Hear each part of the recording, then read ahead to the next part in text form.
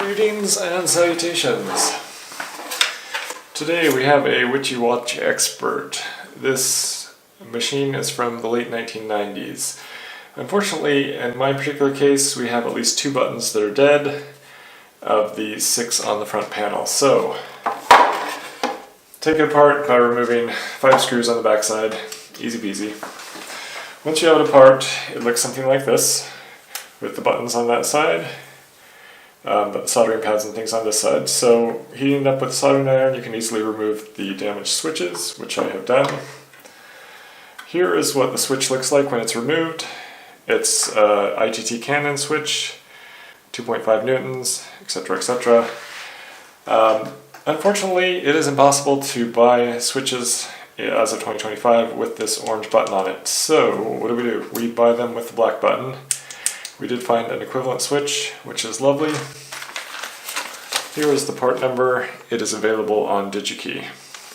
So, bought the switch, but I don't want to switch to black. I like the original color here, so here's what we do. We take the switch. We notice that there's 2 indents, one on either side.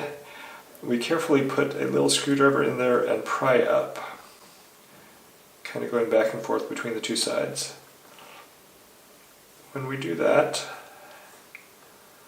with a little bit of luck, alright, now we got it there. So the orange switch top will come out, and what you'll see is the inside, which is a spring, a white separator bit, and then this, which is the contact itself. Essentially, the contact is just 2 metal contacts, and what happens is this this plastic piece will separate those contacts when it goes down to break that connection. When these switches get old enough, for whatever reason, that metal contact is no longer making good contact. So, what we're going to do is we're going to say that, gee, this part's busted, but this part with the front plastic, whatever, that's what we want to keep. So we're going to then take the brand new switch, we're going to take it apart as well, do the same method, using those 2 little recesses there that we have access to on either side. When we do that, pop off the front, and what we see is a very similar plunger assembly. We're actually going to use the old one. The new one seems to have a slightly thicker spring here for a higher force, but we like the old force, so all good there. So then we're just going to align the plunger in the right direction there, and the tabs in the right direction. And when we do that, snap it right in. Back to the original spring force, everything there. The only thing left to do is to test it. So we have our multimeter set to peep mode. And so we're going to touch the opposite sides, whoops, there, and then we're going to press the button. And everything works as it should. So that part's done. The black switch that we have sacrificed, it's there. Next we're going to just align these back on the board in the same way that we took them off originally.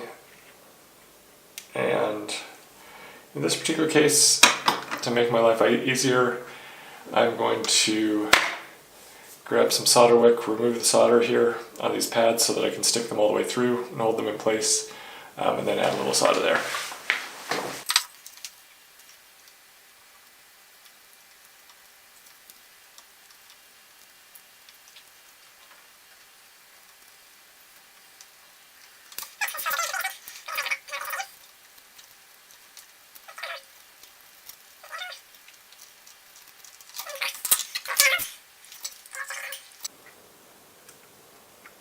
Place switch is in place here.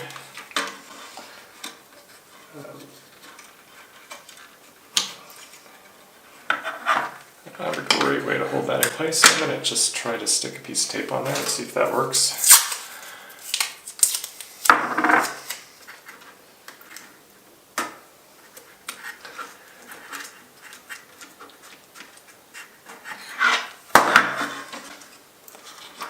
And that seems to be close enough, so we'll give that a go.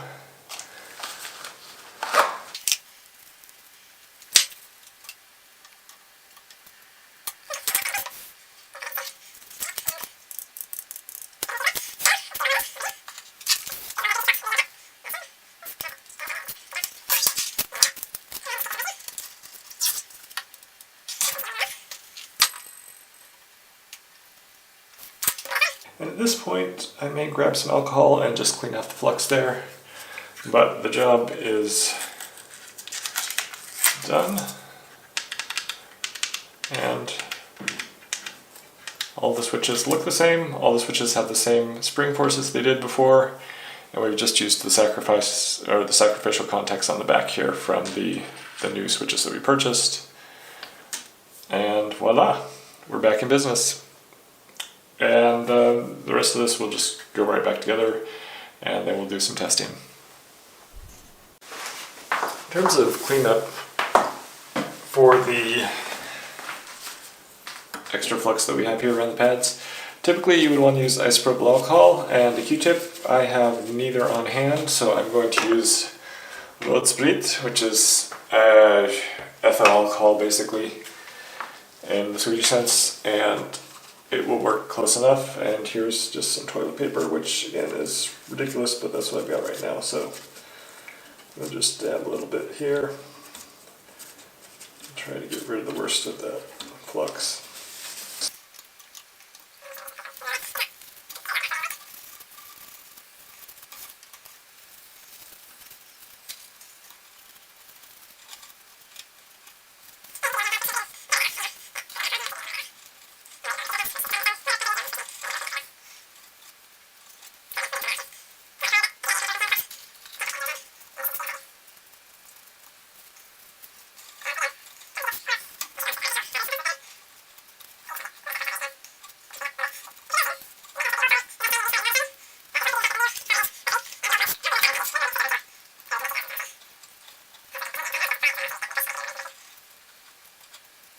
Alright, not a perfect job, but we've gotten it cleaner anyhow, as is demonstrated by the yellow on the pad. So we'll get rid of that. Make sure that we don't have any loose alcohol and stuff around. And next we're going to put it back together. Now, there's no perfect way to do this, but the way I do it is by holding onto the speaker as I stick it in here. I want to get past those pads in the bottom and then at the top, and then once you get past these pads, it just goes right in there. This of course is the back cover. Just pop that on there. Screws go in the 5 holes.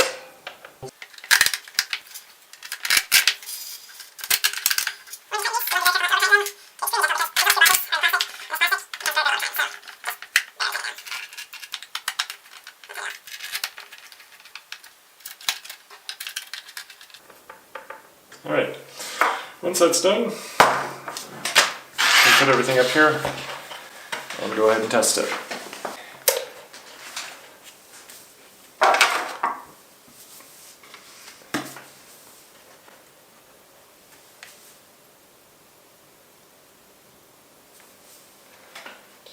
Speaker button is working as before, that's good.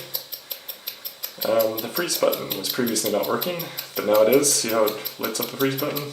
Boom. So that's cool. This button was working before. This was the down button.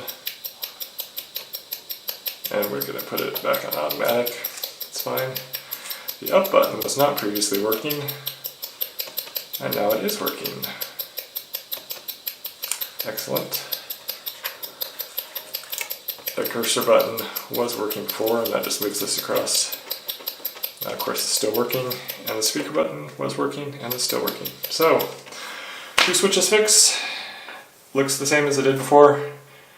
And thank you for your time.